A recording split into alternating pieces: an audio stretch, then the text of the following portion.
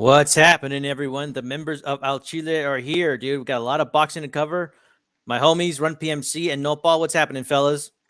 What's up, Chicano? What's up, Nopal? Hey, bros, how you All guys right. doing today? Man, I'm feeling good. Well, Mikey has humiliated himself, and I feel good about it. As you guys know, I've never really been much of a fan, and I feel vindicated, man. And, if you're here and you see the title, I've got something to say about that fight. But, I want some pre-fight perspective from you guys just to, let me know what you guys saw as you were watching the fight. It was quite unexpected for all of us. Tell me what your impressions were as you watched the fight, and then we'll get into a little bit of other things. Rumping, see, what do you think, man? Going in this fight, I thought it was a little odd when they announced it because, I mean, I would like to consider myself a pretty serious boxing fan, and I never heard of Martin going into this bout. So I was like, oh, this must be just a tune-up. Then Mikey's probably going to follow it up in like a month or two with the fight. So I didn't really think much of it.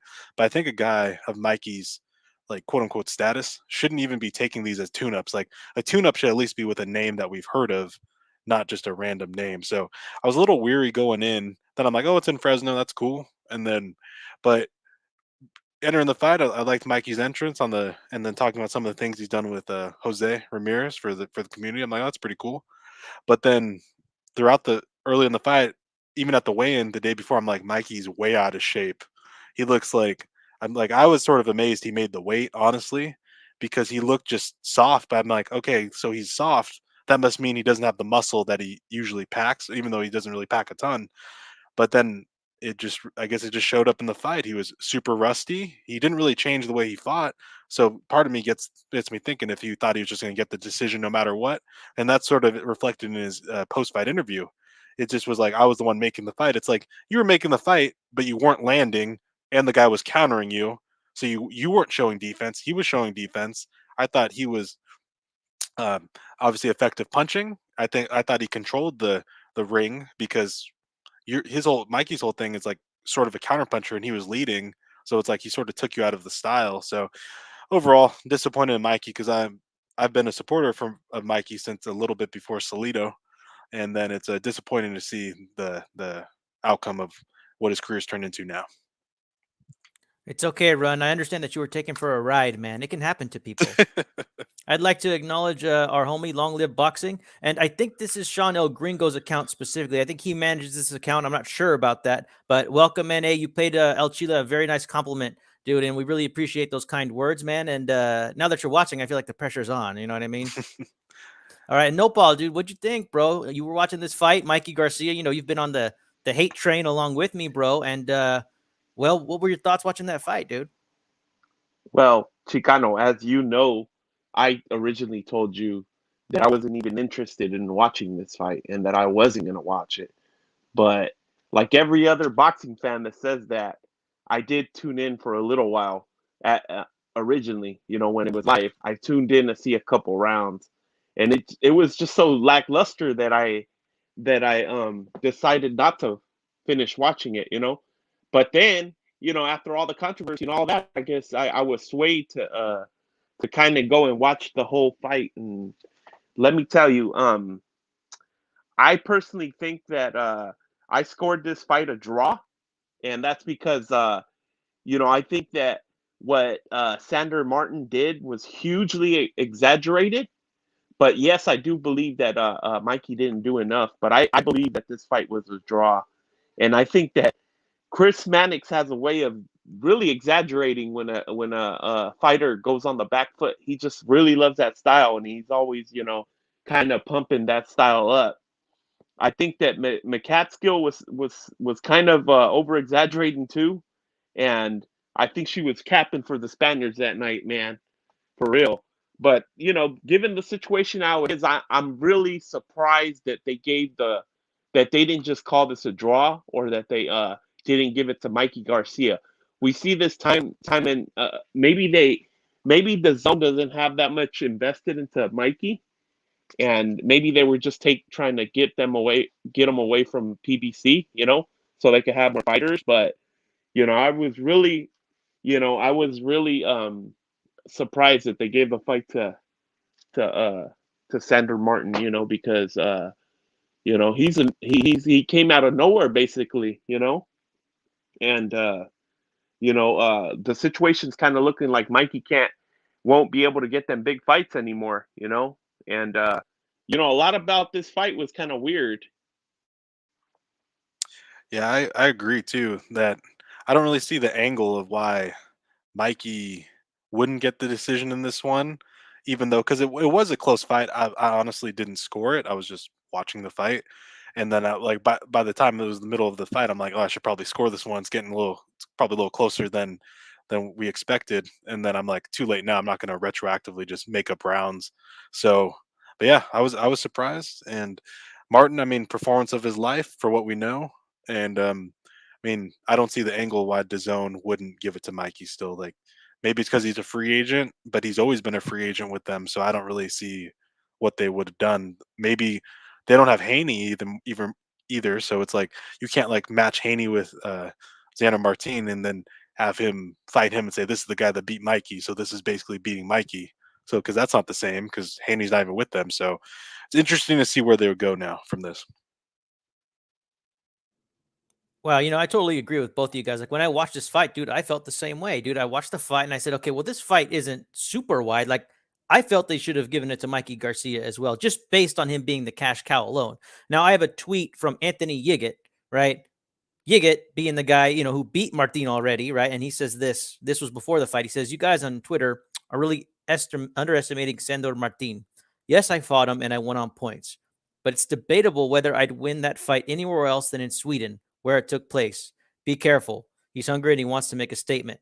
Garcia better bring his A game, right? And see, that was one of my things too. If Yiggett, a nobody in Sweden, understands the concept of a hometown decision, and we've seen hometown decisions time and time again, and cash cow privilege decisions time and time again, they could have very easily given this fight to Mikey Garcia.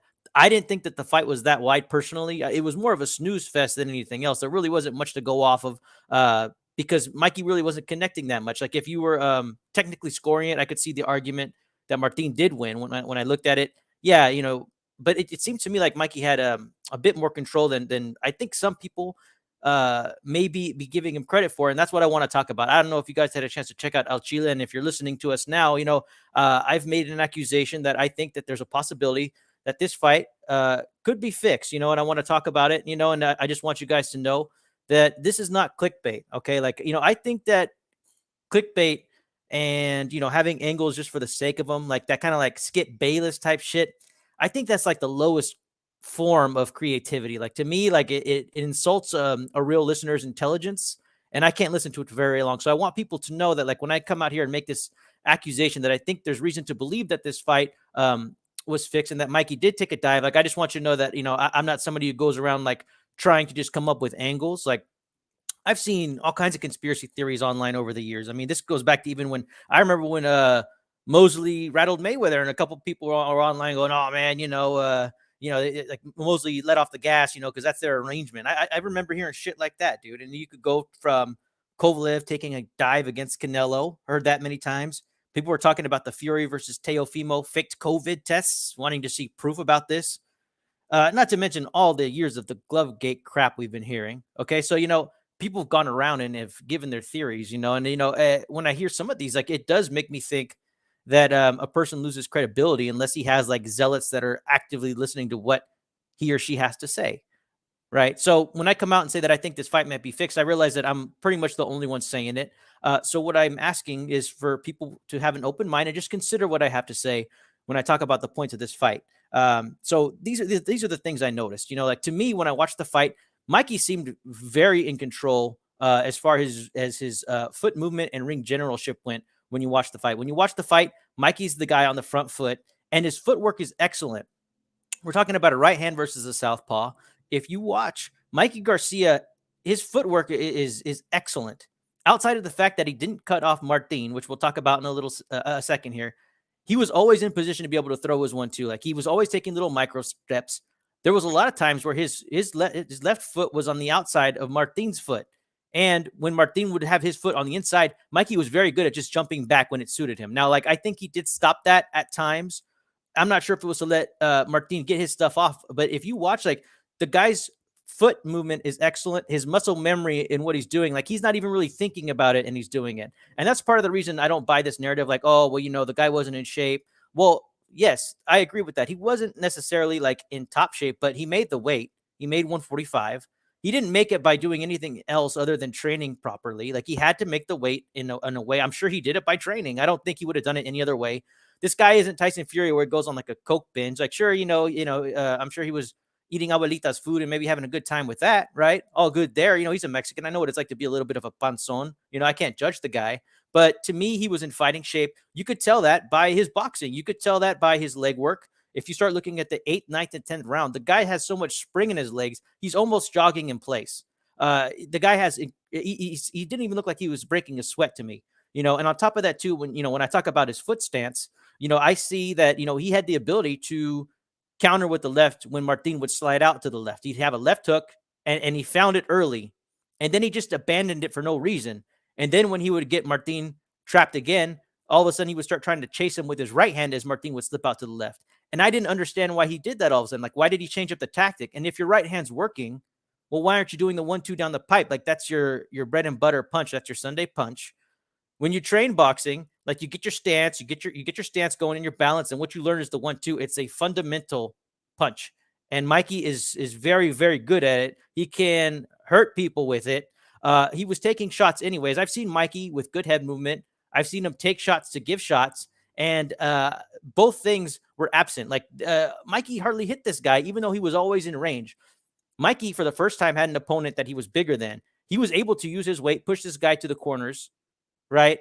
And it's almost like he was trying to miss. Like he just would start swinging on Martin. And it's like, dude, like he was like actively missing this dude. And it's like, I don't even know how you could be that inaccurate. Like if you have that good of muscle memory leg work where you can literally just go with the guy who's fresh, be 2 years out of the ring, and go with the guy who's a mover on the back foot, a southpaw. And, some people think this guy's a little slick and can literally just keep up with this dude. No problem.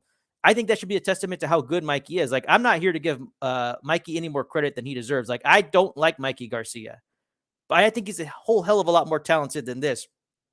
I think he had the ability to push the action more, and he didn't. I was also suspicious with how the Garcia camp just seemed very calm. Like, I've seen Robert Garcia time and again, and I've explained this. When he's got somebody else other than Mikey Garcia, he's yelling at his ward to, hey, don't pay this opponent any respect. Charge this dude. Keep pushing. And the patience that the corner was giving Mikey was just atrocious to me. Like, I didn't understand it.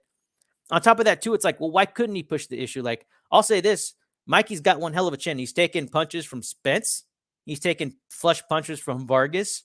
And to me, he never looked like he was in any type of danger. And all of a sudden, this guy who was taking punches anyway couldn't push the issue and trust his chin and smother this dude.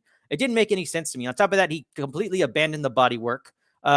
Mikey's got excellent punches. He's got uppercuts as well. He's also very good at hitting the body. And I didn't see any of that stuff, man. And so when I watched it, man, it just made me think that he was holding back a bit. And I think that there are, well, not that I think, I've looked this up. Okay, there are over $200 billion in gambling revenue, sportsbook gambling revenue generated a year. And they say that that's a conservative estimate, right? And they're not even fully counting what they think is a huge black market for bookmakers. Like, I have a friend who can make, and he's just a nobody, okay? He has his own bookie in the big city, right?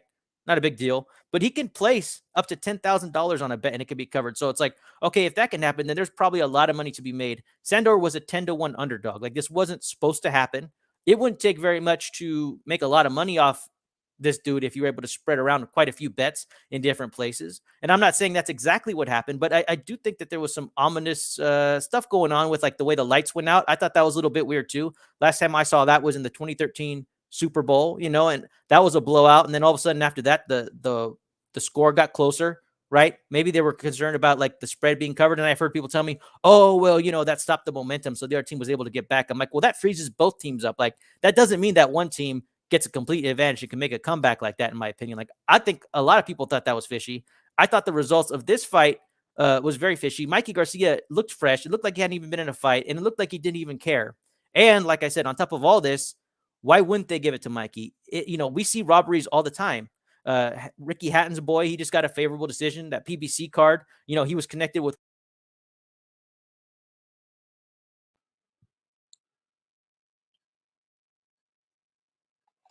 I think Chicano dropped off. Yeah, I mean, he was on a roll. See, they're censoring How him. does The how powers does that be are censoring him right now. The California yeah? State Athletic Commission, Eddie Hearn censoring Chicano Prophet. I think he's coming back on now. Did you guys see that? Did you see that? Damn, Hey, See? Chicano. I'm telling you, man, I just got knocked off for speaking the truth, man. You know what I'm saying? So, I mean, those are my main points. My main point is like that, they should have given it to Mikey. It makes sense to. He was in Fresno. It wasn't that wide. They really should have done it. And this idea that people go, oh, boxing got it right this time. It's like, what? Well, you think boxing's going to fix themselves because, we're shaking the finger at boxing?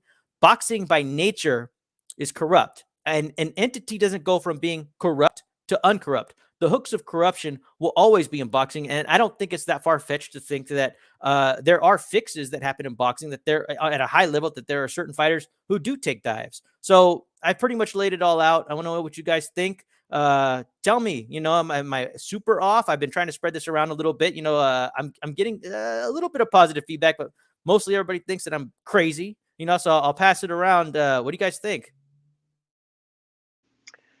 I personally, I'm 50-50 on it right now, Chicano, because you made some great points. And at first, before I actually watched the fight, I was 100% on your side. But after rewatching the fight, it just, to me, the thing that I think happened is what's, because there's probably different kind of fixes. There's the ones where the fighter actually takes a dive and doesn't do as good as he should, and maybe even gets knocked out by the other guy, or just doesn't do a lot, to win. In this case, I think that Mikey must have had like a not like a good training camp, and I think that he didn't care. I guess he wasn't making enough money, so that just also talks about his legacy. He's not really a legacy fighter. He's more of a money man. You know what I mean? Business guy. And I think where the fix was in was definitely with the judges. I think that they were probably given instructions to favor to favor Sander Martin, and I think the whole production team was given maybe an instruction to highlight every single thing that, and maybe even exaggerate everything that Sander Martin was doing. I think that in that way, maybe it was a fix. But as far as Mikey throwing the fight and just not trying and all that, I think he did what he could. I, at the end of the day, I believe that he's just not ready. You know how they say Canelo's not ready for that type of style? The back foot style that is always out of range for you to try to hit them and stuff. They try to hit you once and then they quickly run away. They get out of your way, so you're never in position to really hit them flush, because by the time you shoot out your 1-2, which he wasn't doing. Granted, Mikey wasn't doing that much. Um, Nevertheless, when he did try to do it, the dude was gone. Dude was gone out of the way and didn't give Mikey too much to work with. So I mean, I think that even Mikey in his best day would have trouble with somebody with a Eddie's Landy Lara type of style, from back in the day. So I partly agree with you. With every that side of boxing being fixed as far as the judges and all that, and they're doing it for betting and all that. But as far as I kind of think that Mikey just uh legitly didn't try 100% as far as his preparation. And I think that he thought that it was an easy fight for him. He didn't consider, he must not watched enough tape of this guy to have a game plan. Because there's things that he could have done. He could have went to the body. He could have shot some hooks. Things that he completely didn't do at all. I agree with you. He didn't do no body shots. So the sad thing about this is that we got to waste our time watching Mikey Garcia fight. And I wish a guy like that would just quit wasting our time. If he would just retire, bro, because he had hella hype going in, all these so-called accomplishments, 4 division champ, you know.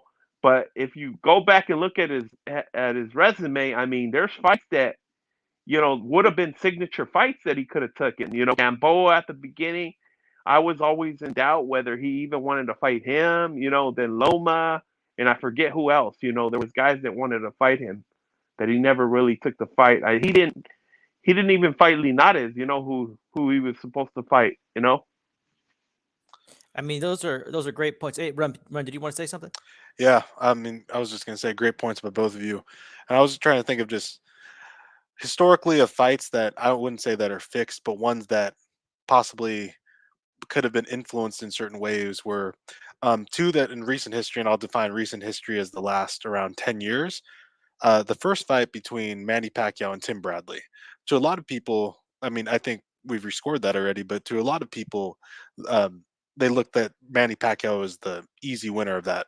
I didn't feel that way. I thought it was very close, and I thought Bradley edged it, but um, there was really no explanation of why they would rob Manny Pacquiao, quote unquote, rob or give it to Bradley on a close call. And no one, I still can't think of anything except Bob Arum was just flexing his muscles and say, because Manny was at that time hadn't renewed, I think, his contract and was looking to say, I'm looking to, I'm looking to get get out of the contract. And Bob Arum's like, no, I'm going to show you. If you leave, we're going to give you a loss. And then at that time, Floyd Mayweather in jail. Fight still doesn't happen for another 3 years between him and Floyd. So interesting take on that. Another fight that I thought of, which I know I know I have a different view than the other two members of the show right now, was that in Lara Canelo, that was Lara's last fight under his Golden Boy contract, and I think Lara edged that fight, and I thought he won. But I remember in the All Access, or maybe it was after, but Luis de Cubas Jr., who's one of Lara's managers, was saying there's no way they would give us the fight because this was our last contract, and that was when the big um, of all the fighters that Golden Boy had, Richard Schaefer, I think Lara was one of the last ones that was with him that decided to go with PBC. So that's an interesting thing. But I don't know.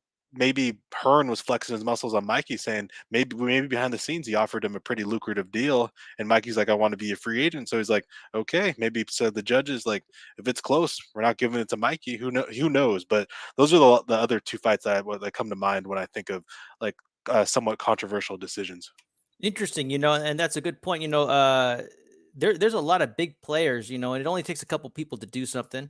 You know what I mean? DAZN might not even be making a profit, but they're in the business of making money, right? And I want to give a shout out to the Texan real quick before we continue to give our thoughts on the fix in Fresno, right? The Texan says, "What's up, Chicano Profit and everyone? Hey, everyone, just so y'all know, I have a bet with the Texan. He was taking an even money bet, Canelo versus Plant. Couldn't believe it, so I put down some money, $100, even odds. The Texan, I appreciate you taking my bet, man, and I can't wait to see what happens. I would love to have you on to see what you think, or listen to your prediction video as to why you think Plant will win. Very curious to hear your thoughts on that. And then Long Live Boxing says, Chicano Profit, you laid out a lot of solid points. I appreciate that, man. He says, but I'm still not 100% ready to say it was fixed. The fight really did have a strange vibe overall. Eddie Hearn wanted no part of it. Yeah, man. It's like I just want people to keep an open mind. I'm not, I'm fairly certain, you know what I mean, with what I saw, but I would love for people just to go back and, like I said, just take a look at the footwork. I think that it gives you reason to believe that Mikey had enough stamina and enough natural skill and enough muscle memory to be able to have that translate to what he does up top. Because I mean, the legs are, I mean, that type of foot movement is very hard to do. Like there's not very many people that are just so damn good on their legs and aren't good up top. Like, usually it's like people have a good up top and not very good legs. You know what I mean? So just take a look at that, and then we got Shoe Shine. He was the second place where I went to and tried to lay out my conspiracy. They were open-minded. You know what I mean? And I say the same thing to you, Dave. If you have the opportunity, man, just go back and take a look at the leg work. You know what I mean? The legs don't lie, man. That's all I'm saying. And we got some shout outs here, and Yeah. he also says, sorry, go ahead. I was gonna say I have one last thing I was thinking of just now, that if we look at like fights that are pretty significant fights in history, we think of Muhammad Ali, Sonny Liston, right? A lot of people thought that that second fight was fixed, and Ali didn't actually land the anchor punch, right? Because he beat Liston the first one by stoppage, and then knocks him out first round, first minute in the second fight, and then if you look at that fight, the first one I think took place in Miami Beach, and then the second one took place in somewhere in New England. It was either Massachusetts or Maine, but he a lot of people weren't in the big. The first fight had a good amount of attendance. The second fight, pretty small, sort of a private fight, and then that's the one they think was fixed. So this fight also, Mikey Garcia, this wasn't at the Staples Center. This wasn't at Carson. This was in a minor league ballpark in Fresno. So it's something to keep an eye on and just think about. I mean, that's a great point, and it's like, I, historically, sometimes we start to forget things, like I was reading about the Sugar Ray Leonard Roberto Duran rematch, the No Mas fight. And historically, after it happened, apparently there was a lot of people that thought that was a fix. Like, the guy basically lost by TKO because of it. And a lot of money was made. And it's like, well, why did he quit? I watched that fight and like, I didn't necessarily see. I mean, yeah, Leonard was winning and he was outboxing the dude, but I didn't think it was like this one-sided blowout where Duran just should have just quit right there. Like to me, I was kind of startled at the timing. Like I didn't think it was like all that much of like an outclassing, in my opinion, to warrant somebody to quit like that. Very bizarre. But at the time, a lot of people thought that was suspicious. But now everybody just goes, "Oh, no mas, no mas." Duran wasn't ready, short notice, so now it's got a much different spin, a positive spin on it, and it's these kind of things make you think. Yeah. It's weird how the conditioning comes from like when people put out like narratives or just sort of how oral history happens, right? They you're told one thing over and over and they run how many documentaries have they run on the four kings, right? And that's just something that's like, oh, no Moss fight, and they sort of just breeze over. Duran was fat, partied after the second one. Leonard knew that, saw him at like a presser, rematched him, and that's how it is. But it's like you don't really dive into the what were the newspapers saying at the time? What were any like written interviews? So it's interesting thoughts. Exactly, man. Like to me, it's like, well, this guy is a warrior. Like you're telling me he had rounds to work with, and he just goes, I'm done with this fight. Like it's not like he was getting his ass kicked, in a physical sense, So I thought Yeah. that one was a little bit bizarre, but like I said, it's got that beautiful luster that time gives it. Yes. Shoeshine says that Mikey looked okay at 140, not the type to beat Josh Taylor at 140. I have to agree with that. The Texan says if Mikey would have been more active after the Spence loss, or actually stayed at 135 and taken undisputed, this wouldn't have happened. I was never a fan of Mikey sitting around fantasizing fights, but no action. I have to agree with all that, man. Like I said, like he's never really dominated a division. He's never really given us the fights that we wanted. Like I would have enjoyed this loss a lot more, if I wasn't sitting here thinking that the whole thing was a fix. And trust me, like I don't want to be giving Mikey excuses, So I find myself in a very weird position. The universe is very funny like that. You know what I mean? Yeah. And it says here that he says, "Yep, I already know it. It's coming fight week." Yeah, man. I'd love to hear your thoughts. And then Long Live Boxing says he's going to do a rewatch. All right, man. Just look at it with open eyes. Keep in mind what I said. You know what I mean? And yeah, let me know what you think, man. I'd love to hear your thoughts on it. But yeah, man, historically, sorry, it sounds like somebody wants to say something. Go ahead. um, I wanted to say that for the record, I do think that it was a fix with the judging and with the promotion kind of exaggerating everything that Sandor Morton was doing. From that perspective, I do think it was a fix. Like I do think that they were all in cahoots in that way. To if Mikey didn't get the KO, that they were going to try to sway the judging the other way. That way I do think it's a fix. I'm not sure what Run's verdict was on that. Um, I mean, I could see where you're coming from. I think Mikey just didn't do that much at all. So it was almost by Martin was landing punches, but it was almost by like default because like I would love to see the punch stats, even though that's more of just an indication. Those aren't just something you rely on, but it gives an indication of how the rounds go, at least for activity, just like punches thrown. Because Mikey's volume, he's always been an economical puncher, but he would land. Now he was like almost extremely economical and wouldn't land. And what Chicano pointed out, he was just throwing these wild punches that you wouldn't even see like a Mikey Garcia type fighter who's very calculated throw and miss. He would miss like it was like swinging and missing. So definitely interesting. And like even when he got Martin on the ropes, he would like land punches on him, but then Martin would just throw these like short uppercuts to the body and up top, and these little hooks, like a little left, or it would be a right hook, and then he would just spin out, and it was just sort of an odd thing. So I think it could be. I mean, for me, I think I would need more information as overall for me to declare it 100% fixed. But I mean, they're great points. I can see the judges being in it. I could see Eddie Hearn saying, "You didn't sign a contract with me. If it was offer was there, maybe there was an offer that he would fight.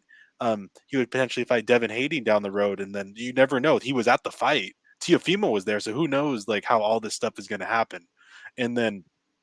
It could have just been or it could simply be as Mikey was out of shape and then they just I think judges sometimes, even though they're supposed to judge what's in front of them, they might judge you against your good performances. So it was almost like Mikey didn't do very well. So they were looking at it like they thought Mikey should have done way better than he did. So then they penalized him for it. So it could be easy as that, or it could be all the factors that we laid out here. So or a combination. So who knows?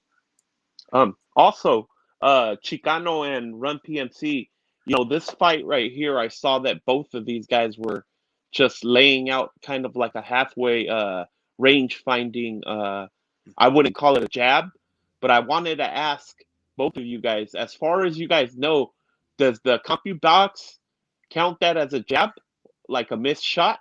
Because they're throwing it out there kind of just to find a range, but they're doing it a lot. I was seeing about 20 to 30 per round, that they were both kind of doing, you know what I'm saying?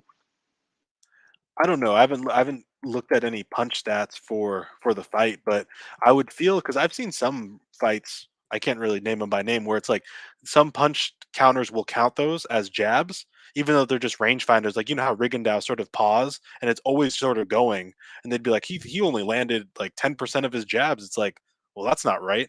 But I mean I haven't seen the punch stats, but it'd be interesting to think because I watched an interview with the actually founder of CompuBox, and he said like he just wanted to make it simple. That's why they have a jab is considered a jab, and then everything else is considered a power punch. And in the beginning, they just have certain counters around the ring, and they each have just one. They have one like button, and they have one person counting jabs for a fighter and one person counting everything else. So that's how it goes. But it would be interesting to see the punch stats. Well, I mean, that's another great point. Where was his jab? Like, he had like this kind of like probing little, like, pawing, like range finding jab, but he already had the range. And then once he, tapped, he had the range again and he just refused to counter. He refused to take a punch to land a punch, except when he would miss wildly. Like, man, dude, Martin got off clean. So I just encourage people to go take another look at that. You know what I mean? And I think we could close the book on this. We'll see if my theory picks up steam. I'm not going to continue to push this. I've laid out all my points. I'm not going to watch that boring ass fight again. I've debuted it on G Funky Boxing, HCP Uncensored. I talked to Dave at the Shoe Shine, and I did it here on Chile. So, I've made my points. If people want to roll with it and, want to have this conversation, it's all good. But if not, man, I'm ready to move on. I'm ready to write Mikey off either way. And I'd like to talk some real boxing, some relevant boxing, some championship boxing. So let's change the subject. We're going to get into what was one hell of a fight. Navarrete versus Gonzalez, man. I had a good time with this fight. Like my girlfriend, she only sits down when I tell her, hey, you need to watch this one. Or, hey, you've seen these two guys fight separately. Now they're going to fight each other. And she's a good sport.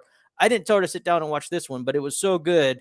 She caught it. She had to sit down and watch it, man. This was such an entertaining fight. Whoever was watching it live was treated very well. So I want to know, like, what'd you all think of the fight, man? What are your thoughts on Navarrete? Do you think it was a clean win, And what were your thoughts of the fight overall? Let me start. I personally, sometimes when you watch a fight, I see a shifting of kind of like a willpower between two fighters, and I kind of saw, to me, it kind of looked like Joet was, never phased and he just kept coming, you know what I mean? And I saw him landing some shots. So at the end of the day, I thought that, the way I scored it was 8-4 or even 7-5 for Navarrete. But I thought that, this fight will give Navarrete, and I'm hoping that this fight he can rewatch this fight and it'll give him a lot of things that he has to work on, because in a way I feel that he was exposed a little now that he moved up in weight and he's fighting guys a little bit more his size. It kind of exposed him a little bit, and I hope that he can take this fight and work on all the things that he did wrong. He's got some really long arms, and people, if somebody just smothers him and stays in there, and if the other fighter has a little more backing from the promotion, I can see that this, including this fight. I mean, I know that Joette looked really damaged, from the face and all that. But not everybody has the same type of skin, that holds up to punches as good. And so, as far as I thought it was a really close fight. Yeah, I feel the same way. I mean, I was really impressed with Joette Gonzalez. I mean, I'll be honest, before this, I mean, this is the fourth Joette fight I've watched, but before this, I wasn't really the biggest fan of Joette Gonzalez, but I think that was more of a factor of when he fought Shakur Stevenson, that I was more annoyed at the promotion, how they're focusing on the family issues, and they were just focusing, it was basically a Shakur showcase, but they didn't really feature Joette as much. But then after watching the fights after the Shakur fight, I've been really impressed. I'm definitely a fan now, and he definitely laid it down. Like he was in he surprised me because I always thought him as a boxer, but he didn't really take a step back. He had intelligent punches he was throwing and really was testing the will of Navarrete. And I thought he was breaking him because Navarrete throughout the whole fight was constantly looking at the ref on low blows, punches behind the head, hitting off the break. And I think Joette was sort of dogging him in the fight. And I didn't score it because I just wanted to enjoy the fight. But it really impressed me. And I think Joette has a big future. I think he has a big future. I don't know if he's still with Golden Boy because he was with Golden Boy when he fought Shakur, but he's done every fight since then with Top Rank. So I don't know if they just have a long term option off of that off of that Shakur fight. But he has tons of fighters over in the Top Rank stable from like 126 to 130. Like he had Magdaleno, Mick Conlon. If Mick Conlon ever wants to come back to the U.S., Valdez is there. Rabesi Ramirez. Like I mean, the guy that Valdez just fought, Conceição.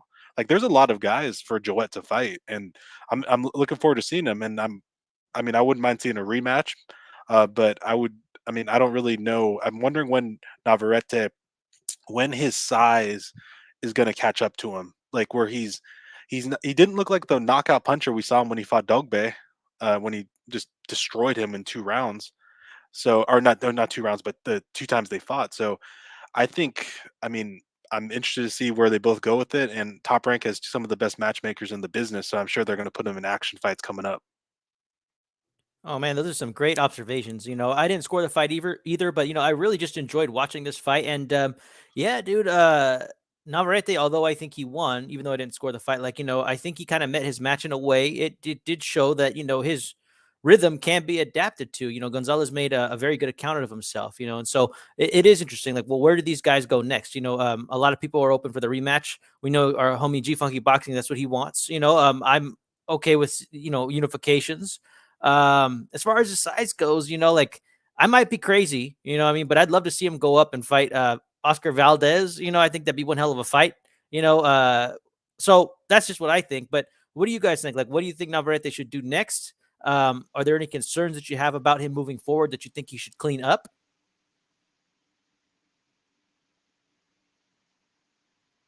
Damn.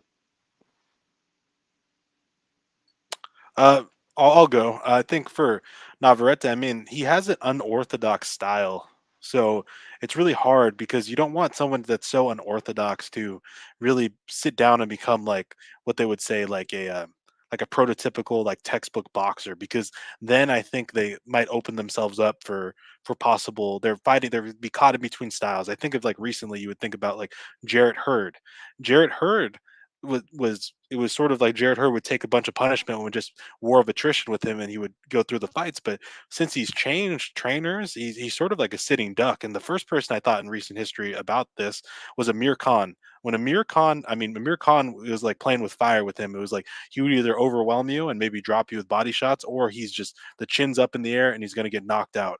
And then once he left Freddie Roach, I think he sort of regressed because he gained things from Virgil Hunter, but he was also a sitting duck because his best defense was his offense with Freddie.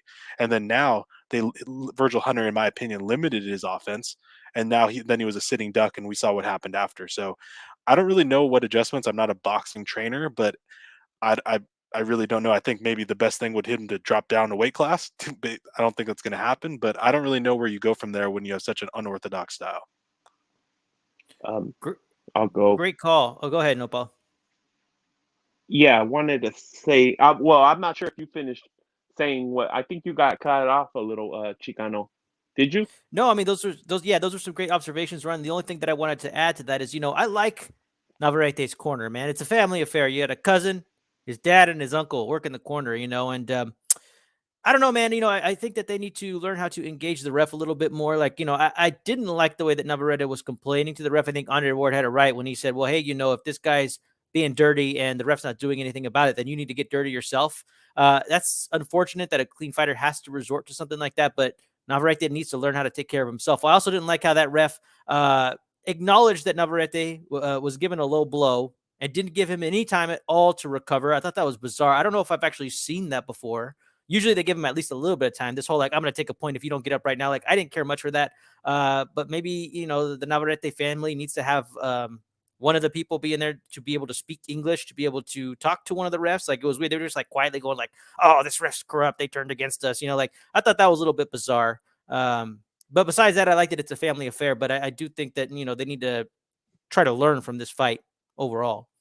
Yeah, and that's a great idea, having like a dedicated person, because I think to converse with the ref, because I think at one time in a boxing corner, I think this is how most of the fights are. You could have three people on the apron at once. It's usually you have an assistant, you have the trainer in the ring, and then you have the cut man.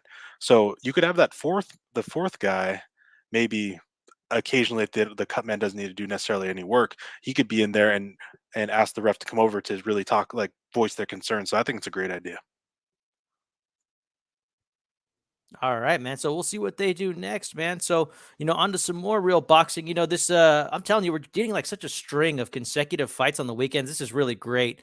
This one popped up on me a little bit. I'd like to talk a little bit about Stevenson versus Herring. Like, when I called into the shoe shine yesterday, they asked me what my prediction was, and I was kind of caught off guard. Like, I didn't even really have a chance to process it. Uh I'm still kind of processing it. I could see it either way. I'd love to know like what you guys think. Run PMC, like break this fight down, man. Like, what do you see going in this fight, and what's your prediction?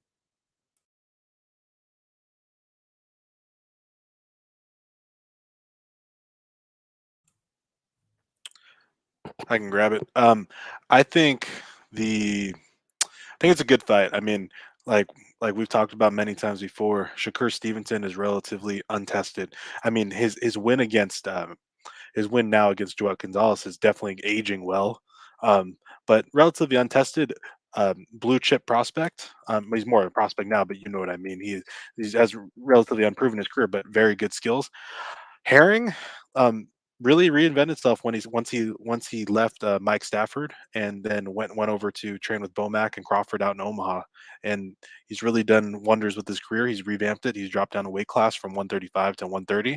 He's captured a title, and in his last fight, really electric, uh, destroying Carl Frampton and putting him into retirement. And that was after a fight where people were questioning Jamel Herring's heart, because he sort of quit in the fight that he ended up winning. But it's going to be an interesting fight. Definitely a clash of styles. I think what he needs to do is he needs to get in Shakur's chest and just put the pressure on him and try to break his will. Because if not, it's going to be another snooze fest, which Shakur Stevens just going to outbox and then just cruise to a decision victory. Which I don't blame Shakur for doing that, because that's his skill set.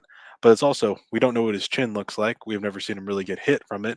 We don't know when he's fighting a veteran like Herring, who's probably I think he's in his mid 30s now, and then he's just, we'll see how he goes. But I think I would like this. I'd like to see Herring win, because I followed his career since he came out 2012 Olympics. I think it was cool that he was a Marine, served the country. But if I were to pick one, and I was just forced to pick one, I'd probably go Shakur by decision. But I would like to see Herring win. Dude, that's exactly how I feel about everything. The way you broke it down and your prediction, like that's how I see it. And I still think that Shakur is relatively untested. It's hard for me to assess him at a higher level because, I just don't think he's fought that higher level of competition yet. And I've never really busted the guy's chops because he's still very young, and he seems to be calling out everybody. So I like his attitude. I think the only thing I could add to that was that, I'm concerned with his power a little bit. I think that he might have, a lack of power, but that also remains to be seen as to, if it can really give him a disadvantage in fights. Nopal, what do you think, man? Last time you ducked the prediction, so this time I'm open to hear what you have to say, and I want a nice, solid prediction from Nopal Buxayanos. Nopal, give it to us. Okay, so I agree with what Run PMC. I think that Stevenson's going to take this by decision. I believe that everything's just swayed Stevenson's way because they have so much invested in the kid that, of course they're going to give him the decision. I think that Herring needs to knock him out to win, and that's basically my prediction. If Herring doesn't knock him out, they're going to give it to Shakur, and there's going to be a lot of people pissed off, but that's just the way things are. We saw what happened with the purse split and all that. I think the organization made an exception. I don't think they've ever done that before and decided not to give the champion their usual split. They went off on the last money that they have made in their last 3 fights, and they decided to angle the split that way. So I think that everything's basically just pointed in Shakur's favor, and I predict him to win by decision. All right, man. Run PMC, you got anything to add to that before we move on, brother? No, I was just saying I totally forgot about the whole purse split and they're averaging the 3 last fights because I don't know how each organization works with the purse split, but it's usually like it's in between. Like we've seen like 70% to like 60% going towards the person that's defending the title, and it's outrageous that someone could get the lion's share when they're a challenger. Like I understand that you're going to get a title fight, but that should be as a challenger. That's almost the reward is that you're getting less money, but you're getting the opportunity to gain a belt.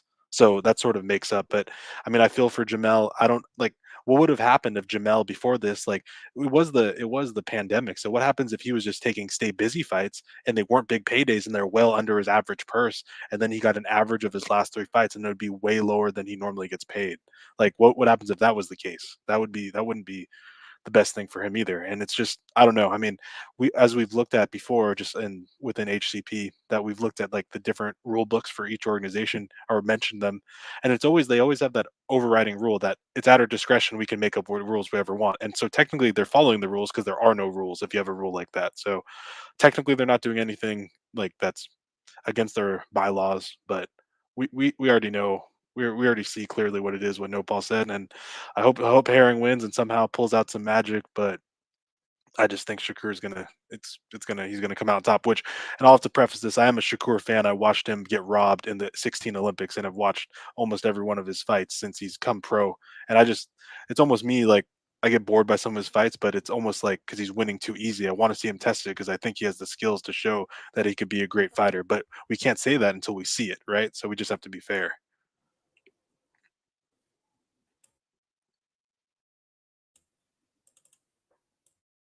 Oh shit! Are you there, Chicano? My shit's.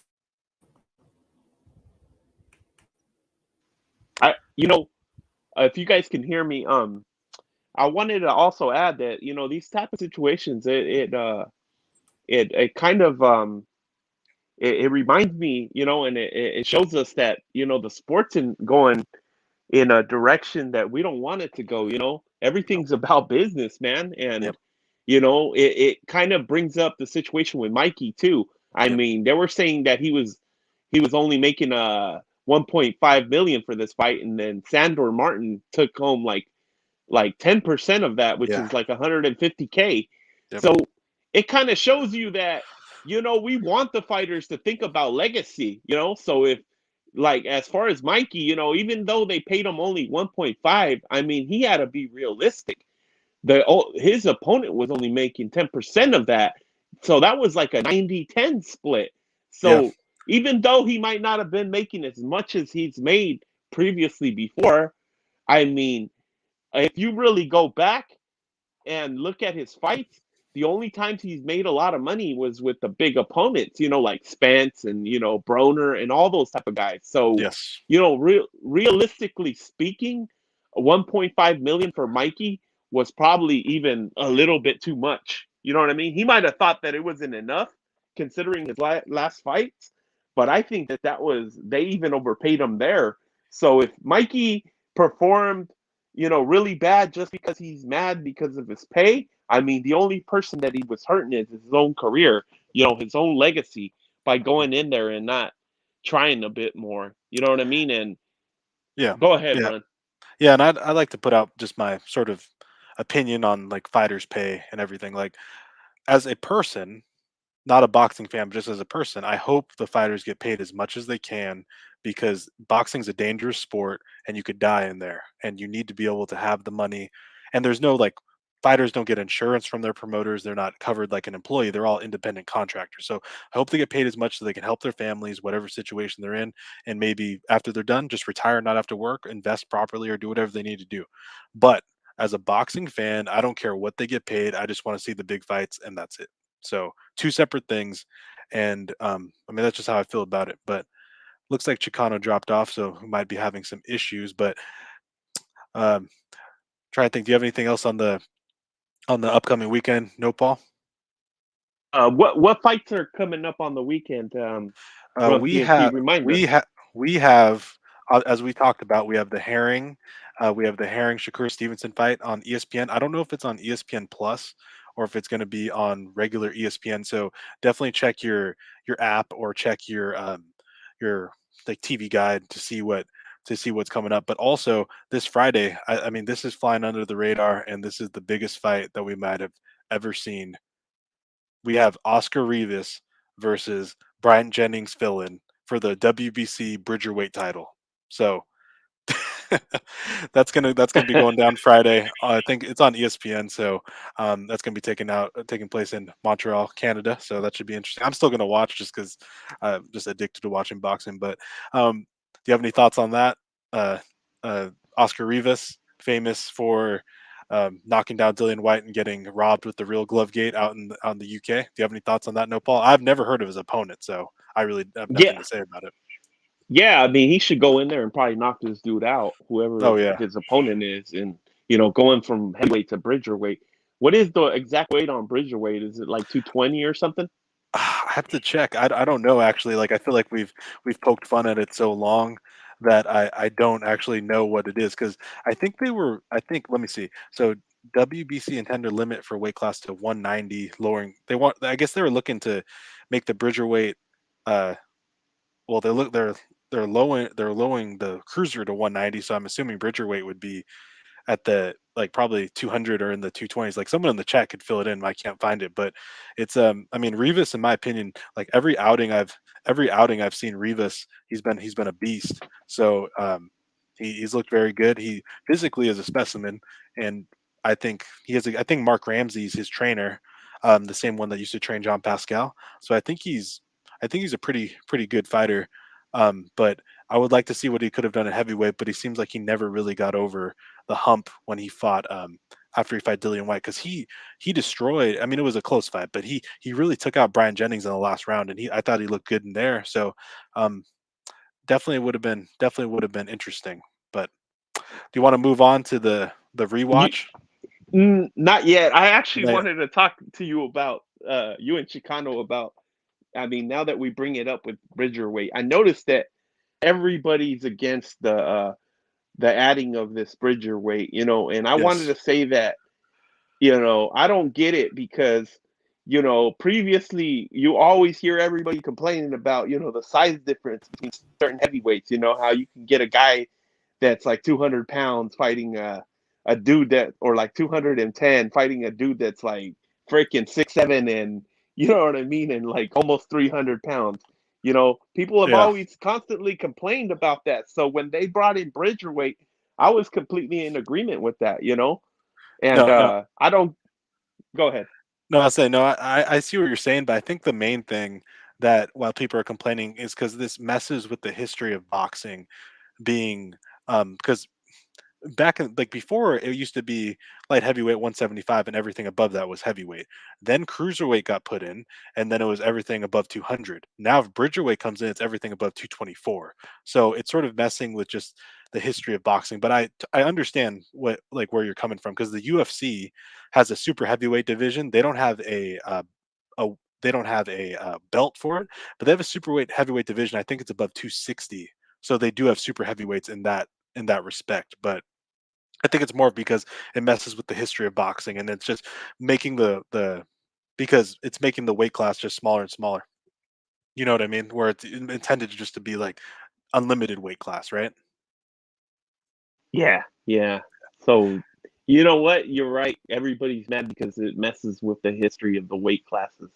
I Right. wonder if we'll ever get a day where we just go back to the old weight classes. There won't be no middleweight. It'll just be super, and it'll be from like welter to like super, and then it jumps up to light heavyweight, and then from there it goes to heavyweight. That. Yeah, yeah, yeah. I believe there are the 8 original weight classes from flyweight up to heavyweight, and if you take out any of the super or junior weight classes, I think that would be good for the sport because it really breeds competition. Because you can't really hide. It's either like let's just talk about if you're at lightweight, it's either you're going to be a lightweight or you're going to be at 147 welterweight, or you might be at middleweight. There's nothing in between, so it breeds competition, which is what we need in the sport. We can't have people hiding with certain belts with certain organizations, and then you further fracture that with more weight classes. So I would love to go back to the original 8 weight classes, and then just go from there. I think that would be good. I think Chicano's back. Sorry, we were going off talking about the Bridgerweight Yeah, match this dude. Friday. I was gonna say, how the hell did these guys get to Bridgerweight, man? I was kind of like, well, I am glad that you guys complained about it because I'm not a fan either. You know what I mean? But it's just exhausting to even talk about it. I guess we'll see what happens. And yeah, I agree with a lot of your points here. You know what I mean? So thanks for bearing with us. You know what I mean? And great. So if you guys are ready, man, we could get to the rescoring. You guys ready to rock and see what we think and see if Tyson Fury is truly an undefeated fighter? I'm ready to go. All right, Run PMC, take us away, please. Alrighty, so rescoring. If people, I know we made a last minute change, made an audible, but we were talking about Tyson Fury versus John McDermott. This fight took place in fight took place in 2009. I believe it was September 11th, 2009, and this was Tyson Fury's 8th fight, and it was for the British Boxing Board of Control English heavyweight title. So it's like when you hear England does a good job about how they have regional titles, but it was actually by their like governing body. So this is what people would know as like the British champion, or when they refer to the English champion, that was for this title. And he was fighting a fighter named John McDermott. McDermott, I believe this was his 31st fight. So Fury really early on being his 8th fight and only having, I believe at this time, this was 15 rounds going into this 8th fight, and he was 7-0 with 7 KOs. He's really taken on a veteran, even though he's more of a domestic level fighter, really taking on a veteran at this point. Fury entered as a 6-1 betting favorite. He was still under the tutelage of his amateur coach, Steve Egan, who Chicano pointed out to me believed early on before Tyson Fury even turned pro that he was going to be a heavyweight champion of the world. So definitely interesting. And then also the promoters at this time, Fury was with Mick Hennessy, and then John McDermott was with Frank Maloney. So definitely Maloney, definitely a promoter that had been in the game for a while. And then the judge, there was this another different thing that they do in the UK, that the judge for this fight, it was also the referee, and there was only one judge, and his name was Terry O'Connell. And then the broadcast made this known is that Terry O'Connell, for every fight that he was the sole judge and sole referee for, that for McDermott was a McDermott loss. So that might be interesting to point out, um, just for sort of the context. And one last thing before we get into the actual scorecards is that I actually have 2 points. Number one, Fury uber confident entering the ring, dancing to the ring, listening to like several different songs he's going to the ring. So for all the people saying he jumps around because he has nervous energy, he's been doing this his whole career, and he seems pretty confident to me. So definitely not that. But one thing I wanted to touch on really quick was that Tyson Fury and David Price were contemporaries, and you see how vastly different their careers took place. And they mentioned David Price a few times in this the pre-fight. Apparently, David Price beat Tyson Fury out for the super heavyweight spot to represent England in the Olympics, and then Tyson Fury was um, also denied an opportunity to fight for Ireland for their Olympic team because they viewed that he already tried with England, so they wouldn't allow him for Ireland. So Tyson Fury, instead of going to the 2008 Olympics in Beijing, he won the domestically, he won the national championship in England, but then David Price ended up getting a bronze medal. And it's also interesting because at that same Olympics, uh, Wilder also got a bronze medal, but at heavyweight, not at super heavyweight. So it's a little interesting just to see how things play out. We know David Price, after he fought Tony Thompson, just got on a string of getting knocked out, and we've seen what Tyson Fury's done with his career. So definitely interesting context to think about. But do you want to get on the scorecards? Do you guys want to talk about your scorecard? Or do you want me to talk about mine real quick? Nopal, why don't you get into it, man? Tell us what you think, bro. How'd you see this fight? Yeah, I wanted to start off by saying that, I would recommend that everybody rewatches this fight. It shows you a evolution of Fury's style. In this fight, you'll see that, his clinching was really basic, and he didn't employ it as much as he does now. Now when he clinches, you'll see that he never misses an opportunity to keep working in there by either, you know, getting his opponent in a headlock, pushing the other guy back on his head, or leaning on the guy. You know what I mean? In this fight, he didn't really do much of that. And I wanted to say that he started off the fight kind of like long range, and McDermott was trying to walk him. He was walking Fury down a little bit. The first round, I gave it to Fury. I mean to McDermott, and then I gave rounds 2 to 4 to Fury, and I mean 2 to 5 to Fury, and then I started. I gave 6 and 7 and 8 to Dermick, and then the last 2 rounds I gave him the Fury. So I ended up scoring this fight 6-5. I thought it was a really close fight. What I did notice is that everybody was saying that McDermott was winning. They clearly didn't appreciate Fury's style. Maybe that was because in his previous fights he had knocked out all his opponents. So they kind of didn't know that, they were probably expecting Fury to get in there and knock the guy out. But it seemed like all the fans, every time, even when McDermott would land a jab, they would all go super crazy. Maybe they really liked McDermott. He might have been a cool dude, but that's how I scored the fight. I scored it 96 and 94, I think. That's Yep. what it added up to. 6 rounds to 5. I had it for Fury. Nice, man. And yeah, dude, I could see McDermott being likable when I was watching the pre-fight hype, right before the fight. Like, you kind of see him like the more down-to-earth, salt-of-the-earth guy. And Tyson Fury kind of seemed like the mouthy, like, hey, man, McDermott's, English level, I'm world level, but he is my highest competition. So, we're going to find out, and very brash. It's interesting to see such a young Fury, such an untested Fury, hasn't even really gotten started yet, really, and this is his first like step up. So I was thoroughly impressed with the fight in general. Like, I think McDermott, you could tell the guy, like when he said, hey man, I got away from my family, I'm here to do battle. Like, he was there to really give Fury a test. He was there to win. It was a thoroughly entertaining fight. Like, I agree with Nopal. Like, if you haven't seen this fight, just for entertainment purposes alone, and to see how far Fury has come, I suggest you watch this fight. But you could see early that Fury had a lot of natural skill in general for like having under 10 fights. I mean, the guy knew how to be a big man. You know what I mean? Right away, you could see him like leaning, taking longer to allow the ref to break them up, and kind of just like being so big that, it would take the ref some time to like move these guys and separate them. And I'll tell you this, dude, McDermott was landing some haymakers on Fury. Fury was taking some flush shots. It was kind of like a mauling inside fight for a lot of the time, but Fury also had just a really nice jab that it was sitting on in this fight that, I'd have to see if like he's still doing it, or maybe he's just doing it differently. But man, he just had like this big, nice, long, thudding jab. You know what I mean? But when I did watch the fight, I did see McDermott having his moments. Like, I thought this was a tight fight. My scorecard looks a little bit different than Nopal's. I had McDermott winning 6 rounds to 4. I thought it was a close but clear decision for McDermott, although I could have been okay with a draw, and I could see people maybe getting pissed off, because maybe McDermott at the time was maybe like the sentimental favorite / underdog, like the sentimental favorite, not the favorite as far as like odds. Fury was the favorite. And I also thought it was weird that the judges kind of goes, okay, or, the ref goes, okay, we're giving it to Fury. Very bizarre, but as I understand it, Fury did make it right again, and they went and had a rematch. So I'm glad that he did kind of settle any type of dispute, but I had McDermott winning this fight. Do I think it's a robbery? I mean, maybe slightly. I'd have to go back and rewatch it. I think there maybe is enough to give it to Fury, but I think McDermott should have gotten the decision based on how I scored the fight, watching it once all the way through.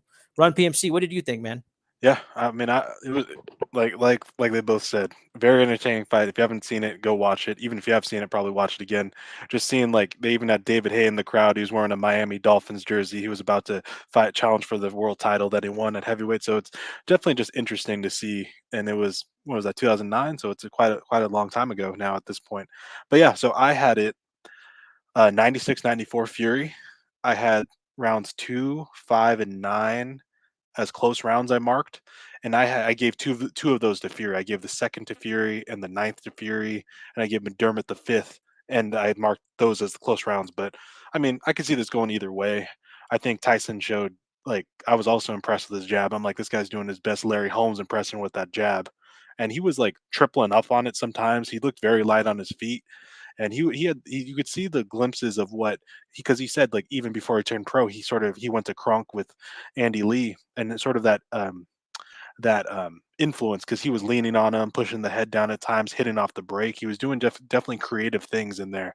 So I was impressed with Fury, and it's cool to see, like, after, especially, it's very relevant now since he just fought, and the progression he's had and sort of the where he's gone with his career. But you could definitely tell even back then he was a gifted fighter. Even in the pre-fight, he was they were showing him working the pads with his amateur trainer, and it's like he was faster then than he is now, because he only weighed in for this fight, I think, at 225 pounds.